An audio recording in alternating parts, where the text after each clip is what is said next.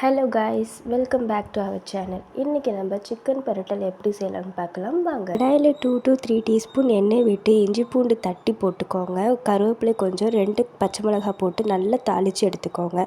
அதோடு சேர்த்து 2 வெங்காயத்தை நல்லா நறுக்கி வச்சுருந்த வெங்காயத்தை அதில் ஆட் பண்ணி நல்லா வதக்கிக்கோங்க. அதோட தேவையான அளவு உப்பு போட்டிங்கன்னா சீக்கிரமாக வெங்காயம் வதந்து வரும்.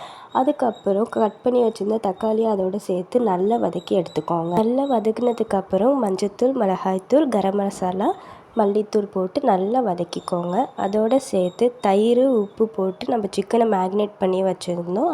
அந்த சிக்கனை மசாலாவோடு ஆட் பண்ணி தேவையான அளவு தண்ணி ஊற்றி நல்லா கிளறி விட்டு கொஞ்சம் லோ ஃப்ளேமில் 5 to 10 மினிட்ஸ் நல்லா கொதிக்க வைங்க. கொதித்ததுக்கப்புறம் மிளகு, சோம்பு போட்டு நல்லா மிக்சியில் அரைச்சி அந்த தூளை அந்த மசாலாவோடு ஆட் பண்ணிக்கோங்க.